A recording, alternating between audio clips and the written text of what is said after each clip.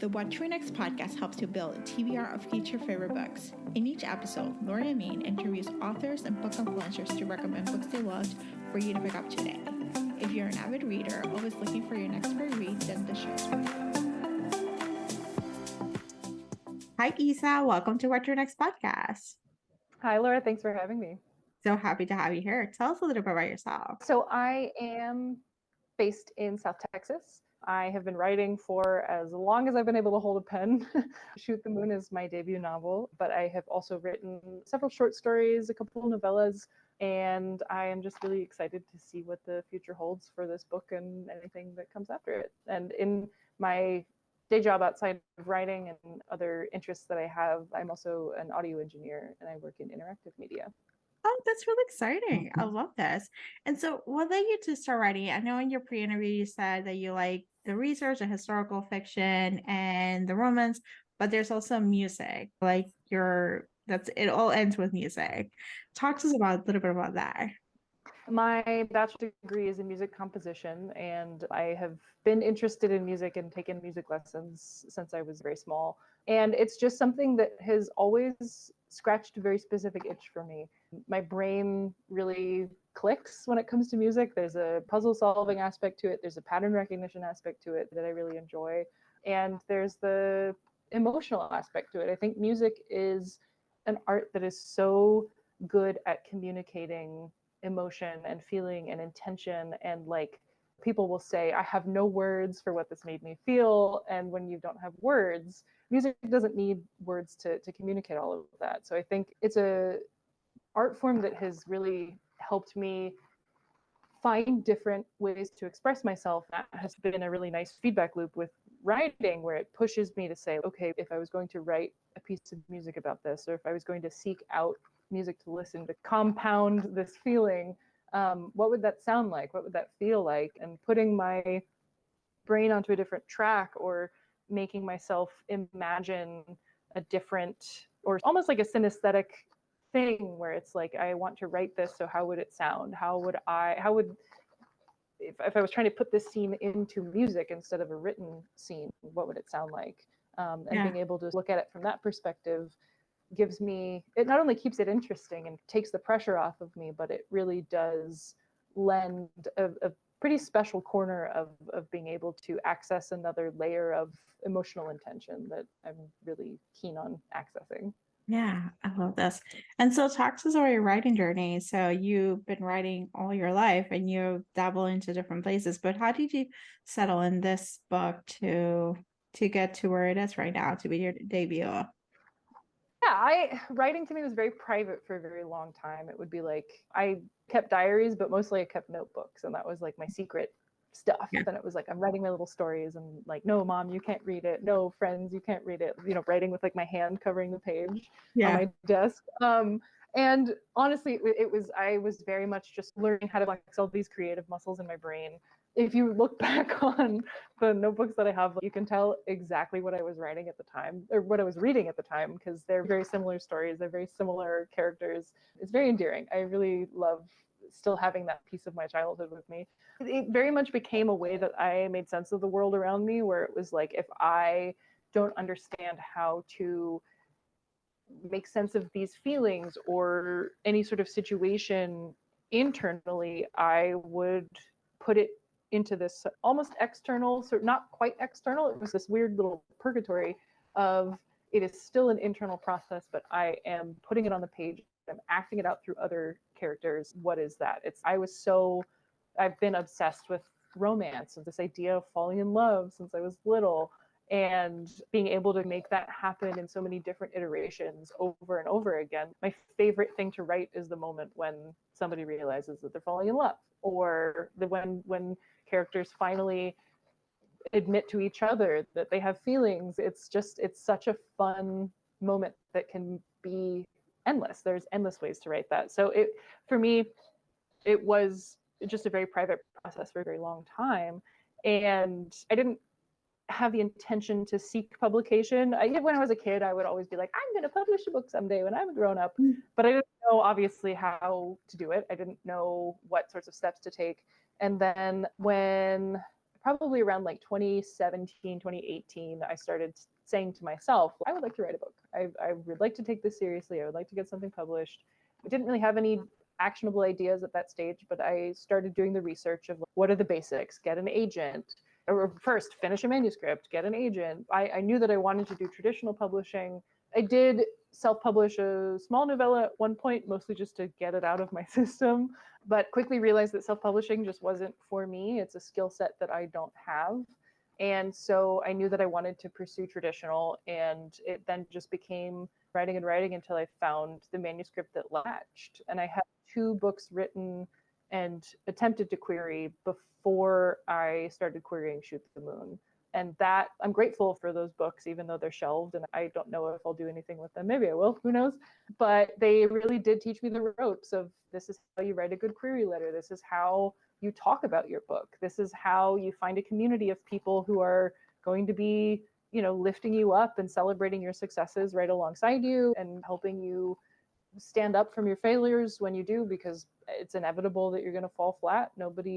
There's not going to be anything that ticks everybody's boxes. People are going to say no regardless of how good it is. But yeah, it was a process of making this thing that used to be so secretive and private and just for me, just waiting for the right story to hit, to become something that I could share with everybody. And I'm lucky that a story as enjoyable for me to write and to explore and to put together is the thing that I get to debut with. It's really special to me that I get to bring this as my first hurrah. And let's talk about it. Talk to us about Shoot the Moon. What is the elevator pitch? So my elevator pitch is, I'm going to pull up my actual elevator pitch so I don't stumble over it, because I think I say it's something different every time somebody asks, but it is about a young woman in the 1960s who makes a discovery during her work on the Apollo 11 launch that causes her past and her present to collide. So there is a speculative element, there's a historical element, there's a romantic element. It's a blender of all of my favorite things. I thought it's everything that I write is very much what are all of the stuff that I want to read in books. And that's what keeps it exciting and fun for me, is that like I am just as much a reader of my own work as I am a writer. So I'm approaching it from those 2 sides the whole time I'm putting it together. Yeah, I love when writers write what they want to read and at the same time, because chances are readers want to read that. Like they can feel it in the emotions, they can feel in the writing that there is like that the author was. Sometimes the books are strugglers and it's just the nature of the book, but sometimes it's like fun just to see. These are the elements that it may not make sense from the outside, but when you combine them together, it creates magic. Exactly. And that's what we want to hear. Yeah. We want to hear the magic. All right, so let's talk about your reading life. What kind of books do you tend to read? I read a lot of historical fiction. I read a lot of romance. I really love thrillers and crime fiction. I have never written a thriller or crime fiction, but boy, howdy, I love reading them. I don't know. I don't think there's much criteria for the things that I tend to read. I have a pretty eclectic bookshelf. I like a lot of nonfiction, but the nonfiction does tend to be historical, like deep dives on really specific stuff. I like memoirs. I think honestly the driving force behind all of the things that I really enjoy reading and the things that I like to keep when I have them are something to do with there is a journey involved of some sort. The character starts at point A and ends at point B and has been transformed by the end of it. I think it's anything that has like whiff of the hero's journey to it, I'm really on board with. I was like a Greek mythology kid when I was little. So anything that has some sort of echo to the old stories, and humanity has been telling stories for the entirety of our existence. And I really do believe that storytelling is the thing that sort of sets us apart from any other creature or thing in the universe, that we tell stories to each other. So I think that anything that keeps to that thread of this is a variation on the theme of blank. I love seeing what different authors do to throw their hat into the ring to make something new out of the familiar. Yeah, I love this. Yeah, seeing the stories, even though they might be retellings, they might be reimagining, just fresh start, fresh eyes, whether it's setting, whether it's people, whether it's characters, whether it's plot, whether it's twists and turns. It gives you like an idea of what to discover. I love romance because even though it can be formulaic, it's gonna be happily ever after, the author's it's still gonna be fun. Right. Yeah. It's a whole ride. Yeah, romance to me is very much that's the definition of it's about the journey, not the destination. Yeah. Because hopefully you know that they're going to end up at the end in some way, shape, or form, or end up together at the end in some way, shape, or form. But the way that they get there is the exciting part. There's that joke that the "oh" in italics moment is like always in every romance ever, but like we still love it. We still like gush over it the whole time. That's the fun part, is figuring out how different authors reach each of those milestones of the genre, or each of the touch points of the genre. And I think that that's where the real magic happens, where it's like, that's how you can tell if you're resonating with an author, if you're like super excited about the way that they trod ground. And that's my hope for my work, is that I can be an exciting factor to the readers. This. All right, so let's talk some book recommendations. Do you have any books to recommend or listeners to pick up? I do. I have a couple. One of the most recent ones that I have is Tin Man by Sarah Winman. Made me cry multiple times. It is gorgeous. The prose is amazing. The characters are just like, you ache for them. It's really cathartic. The main character is just so wonderful. He's sad, and you want to give him a hug, and you want to make him a cup of tea. And the more you find out about his life and his past and these people that he's loved, oh, it's so good. I could gush about this book all the time. And then another one that I have a couple.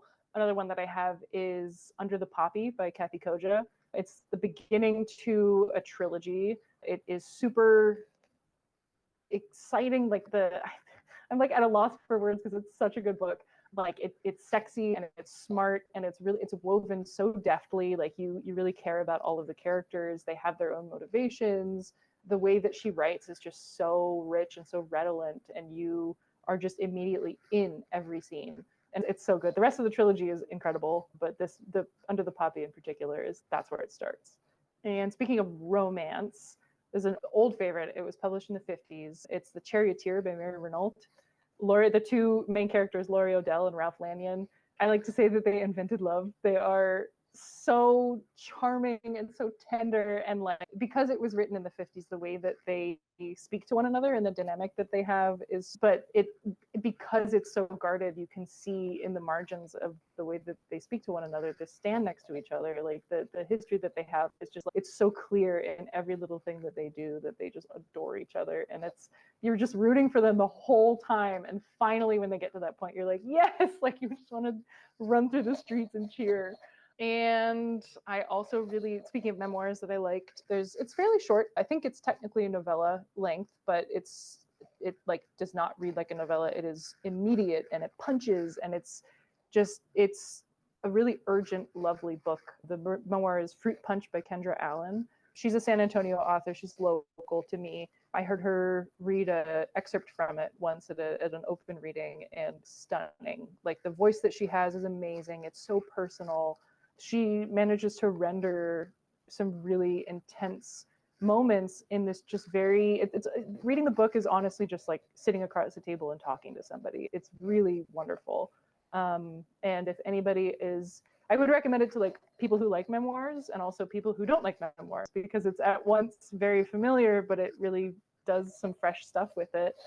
And then lastly, I think another book that's really been sticking with me that I also read this year, a Texan author, and it's not a historical novel. It is a retelling of the Greek pantheon. And you have a couple characters. It's set in East Texas, and it's very familiar characters in the kind of family drama setting that she puts it in. But it's so special because you can see, oh, okay, that's Zeus, that's Hera, that's Aphrodite, that's Hephaestus. Like you have all of these characters that they have little characteristics, and she's done such a wonderful job of just weaving this drama, like a capital D drama between all of them. And it's so exciting, and it just pelts ahead, and it's really hard to put it down. And any other Greek mythology kids, pick it up.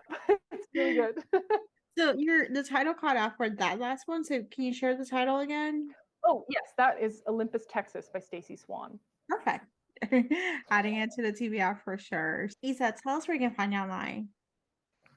You can find me on Instagram at arsen.prose. And then my website is www.inarsen.com. And I only have one social media platform. Anything else would drive me nuts. That sounds good. So thank you, Isa, for being on the show. Thank you so much for having me, Laura. I had a great time. If you enjoyed this podcast, feel free to share with friends, subscribe, rate, and review the show. This is the easiest way to support the podcast. For a list of books mentioned and other book recommendations, please visit watchrenexblog.com. Thank you so much for listening and happy reading.